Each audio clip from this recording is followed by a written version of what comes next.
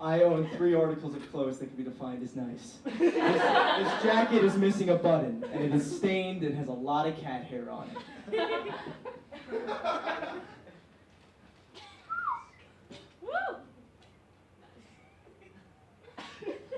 Hey everybody, how y'all doing tonight? Doing good? Doing good? Pretty fun show so far, huh? Lots of crazy stuff, crazy business. Okay, let's get rolling. Let's get into the meat of this. So this past Sunday, I had probably the most insane thing ever happen to me. That's a bit much. One of the wackier things ever happened to me. To set the stage, just for background information, me and my friend Steve, we host a weekly comedy radio show on the Lion, 90.7 FM. It's called the Narcissism Hour. Yeah, we say wacky, silly stuff, and I would like to tell all of you to listen to it, but as of what we found out just this past Monday, is that we have not only been fired from the station, we have been banned from the premises, and have been informed that if we ever step foot in there again, we'll be arrested. And I would like to use tonight to, clear our name, because we did nothing wrong, other than care too much. But, so what happened was just this past Sunday night, we did a regular show, fun, wacky show. I thought we did some, said some funny things. But towards the end of the show, we noticed that the president, as well as a couple of his friends or people that work at the station, they're peeking at us and kind of just scowling with their arms crossed, looking all mad at us.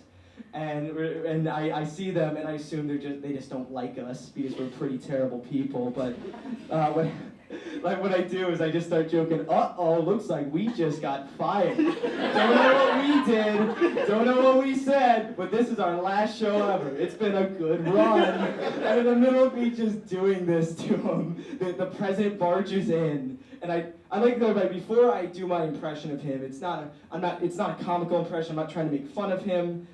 Because as you'll soon learn, he nearly ruined my life. So I don't want him to sue me for slander. So this is just me genuinely, seriously trying to talk how he talks. So he barges in and says, "Your mics are cut off. I cut off your mics. I cut them off." And I'm like, "Well, why? What did we do?" It's like, "You know what you did. You know what you did." He's using a middle school principal tactic. It's insane. "You know what you did." And we say, "No, we don't. We don't." And he said, "You said a very bad word that violated FCC rules, and I'm not even going to say it." I'm like, "Well, what was it?" And he's like, "Well, I have a witness, and I will bring him in, and he will say what you said." And he brings his, crony in, and he just kind of, walks in and is like, "Yeah, hey, guys, you said, he's talking to me, he's like, you said shit pit on the radio." And I'm like, "Shit pit? I didn't say, why would I have said shit pit?" You said shit pit. And I'm confused for a second, and I'm like, oh, you're thinking of chimp pit. I said chimp pit.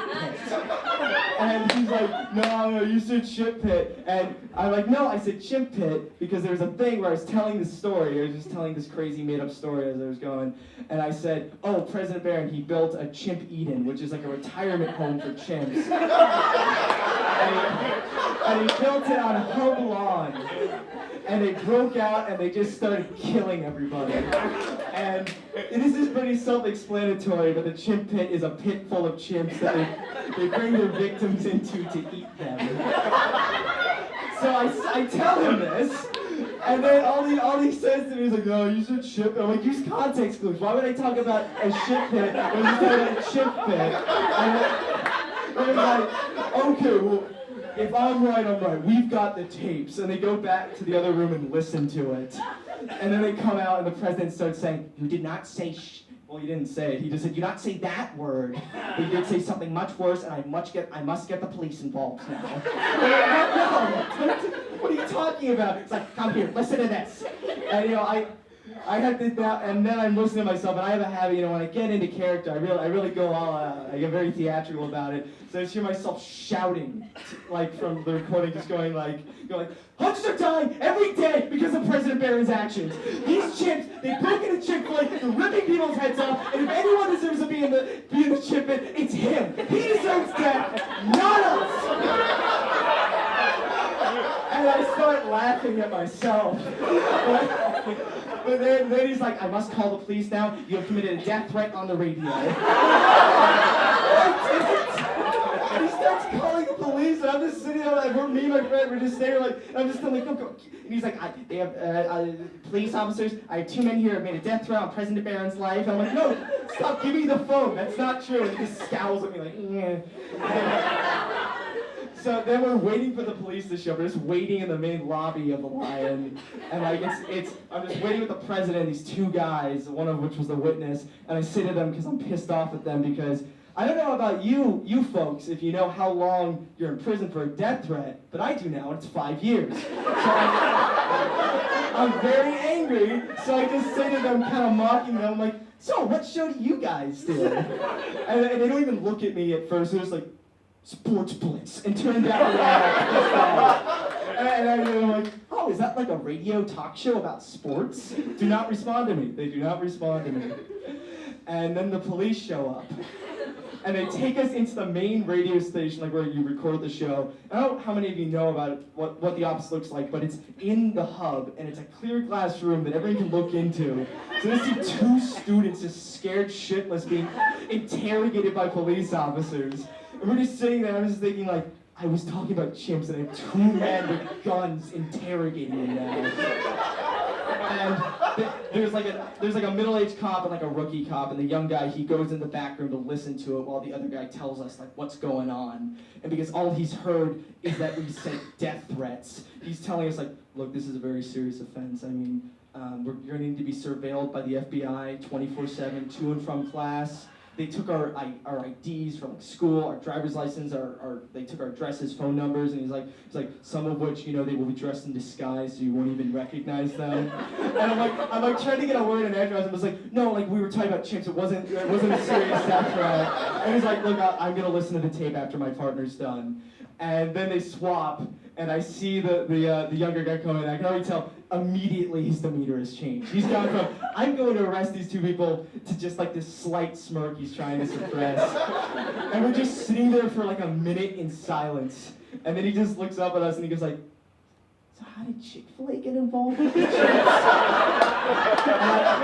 I then have to explain to the police officer, like, well, you see, they took over the food court, so whenever people wanted food, they'd get ripped apart.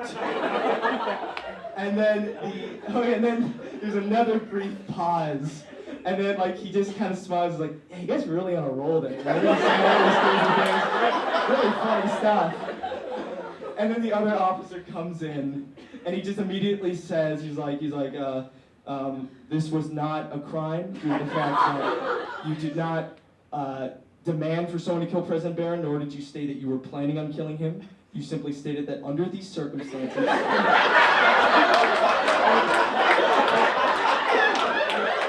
if they were to occur,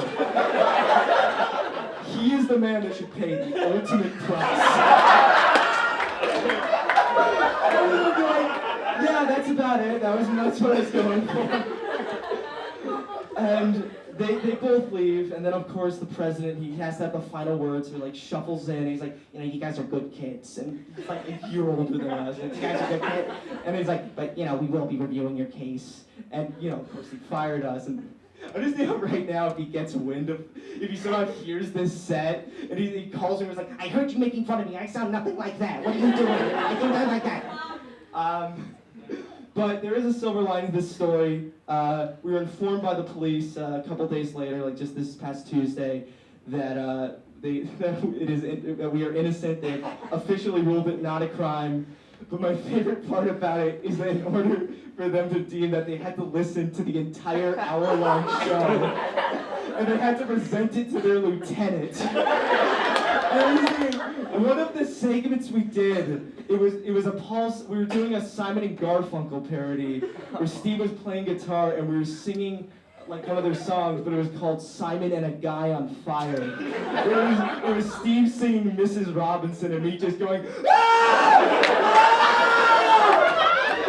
All right, thank you all. You're all beautiful.